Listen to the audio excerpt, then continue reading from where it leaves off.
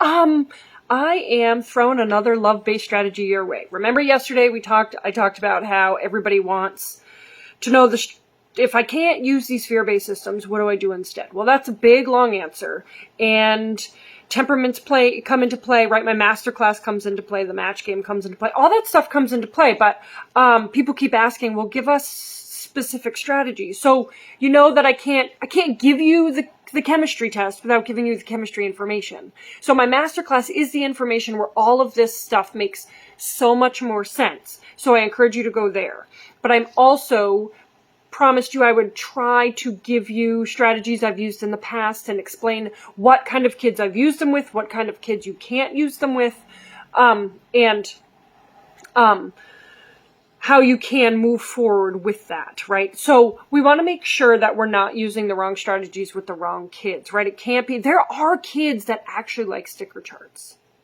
It's the kid that is a people pleaser and actually doesn't need the sticker chart. But if they were ever put on one, they would do all the things, get all the stickers because they would please you. It doesn't mean that they would be healthy, but they would get all the stickers. If that's the point of the game, then they would win the game. But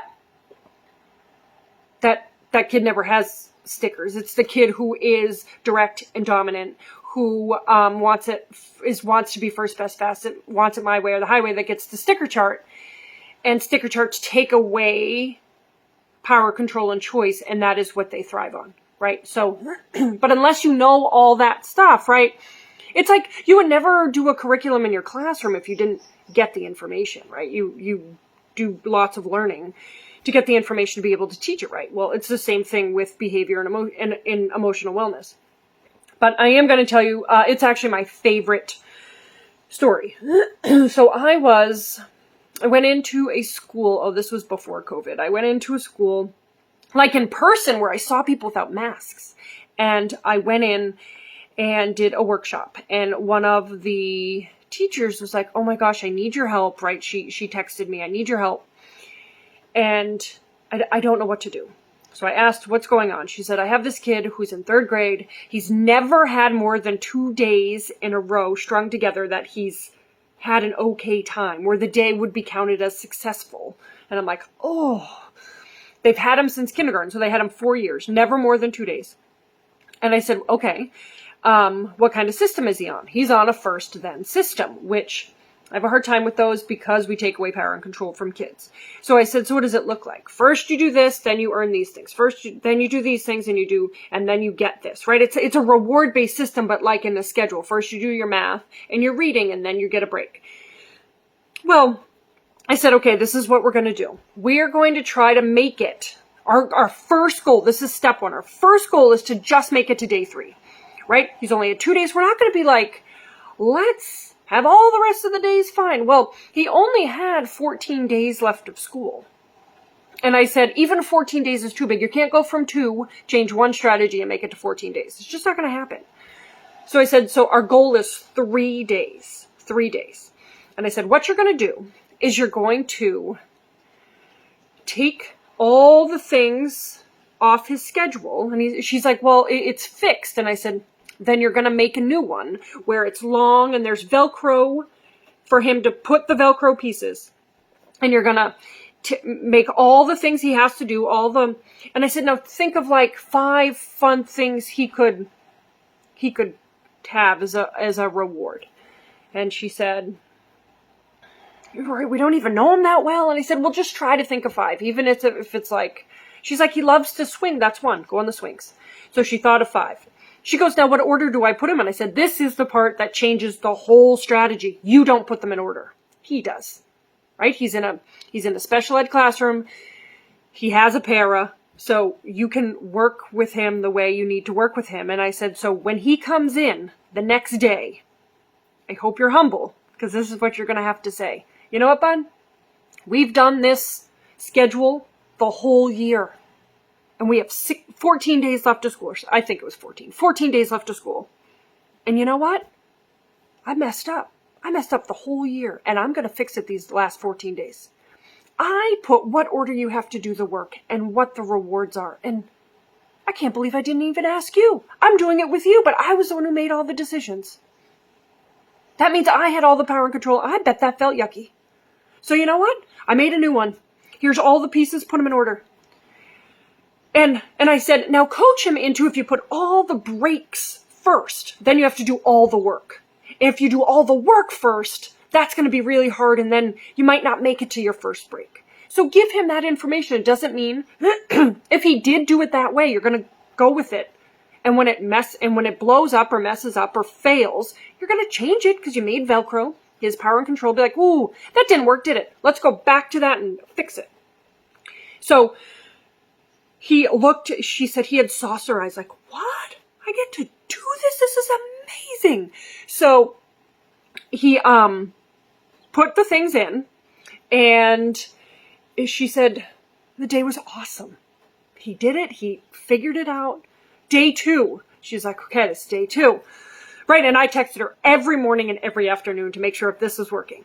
And I said, just remember this is step 1. It's not going to solve everything. So then, day 2, awesome. And I was like, oh, I woke up day 3 like sweating. I was like, oh my gosh, it's the big day. It's the big day for this guy to like be able to do it. I'm so excited for him. I'm so excited for the teacher. He did it, guys. He did it on day 3. So day 4, she goes into the classroom to get him, and he puts up his hand and she goes, what? Should I be stopping? And he said, yeah, you can go help the other kids. I don't need you anymore. She was like, what? And he goes, well, I got my schedule. I'm in charge of it. And I rocked it the last 3 days. I got today. And she was like, okay. So she left. Day 4 was fine. Day 5 was fine. Day 6 was fine. Day 7, something happened. She got called down. She went over to him and said, hey, what's up, buddy? He was doing math, which was really hard for him. But right after math was the swings. And she said, he didn't say anything. He went over to his schedule. He took the math off. He took the swings off. He switched them and put the swings where the math was and the math where the swings was, so he could go out to swings now, and looked at her and went, and she went like this, winked at him. They went out to the swings. She goes, and swings, we were supposed to do 5 minutes. We did like 10 minutes. He went back in, sat down, did his math. Guys, he made it all 14 days. And sometimes when I tell the story, I cry because I was like, I thought it was only going to be phase 1. Phase 1, step 1, activity 1, strategy 1, whatever you want to call it, made it 14 days. Just giving him the power and control and switching that strategy did it. Then, I want to say, it was COVID. So I was in a restaurant. She came up to me and she goes, hi, Meg. And I looked at her and she had a mask on. So I was like, oh, she took her mask down. I was like, oh, hi. She told me now he's in middle school. I said, how's he doing? She said, great. That's the strategy that changed it for him. And I was like, what? And I'm crying and she's crying. We're in a restaurant. I'm with my family. my husband and my son are looking at me like, what? Because it was so life-changing for him. She said he's doing so great. And when he has a hard time, he goes back to his schedule and flips things and takes charge of it. She goes, he knew on day 4 this was going to be it for him. That this is what was going to happen. And he was going to be in charge. Because he had the temperament that is first, best, fastest, direct, dominant. He also had trauma in his background. He also had abuse in his background. So he did not have power and control, and he was searching for it. And this is what it was. I have complete power and control over my day, and I'm going to do this. And now, she said, now he doesn't even need that schedule. He has the skills and the language to talk to others about what he needs and making sure he gets his needs met.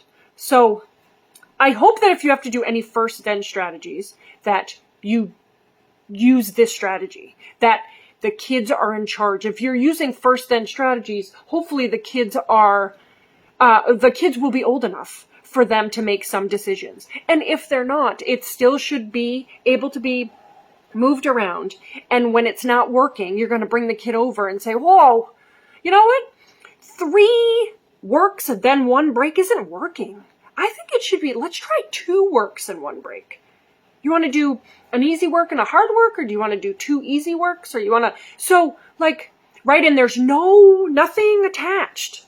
So if they're having a hard time with math, like this little boy, you just take the break and put it in front and say, maybe this will help. Let's try it out. Right? And then you're just gonna keep moving in it. And the next day, the whole thing might look different. That kid took his off every morning and remade it every morning. So I hope that helps. As you, right, a lot of people are starting school in a couple weeks. So I hope if you're in a classroom or something where this is the case, that you are sharing power and control with the kid and you're making it together and you're letting them know that, I know in the past that we did it this way. That wasn't the right way for you. And I want to do right by you. So I'm going to change it and I need your help with it, right? We're a team and teams stick together. So let's figure out how we can do that. I hope that helps a smidgen. I love you guys. Happy Sunday and I will see you. Oh, I'm sure I'll see you tomorrow. Bye guys.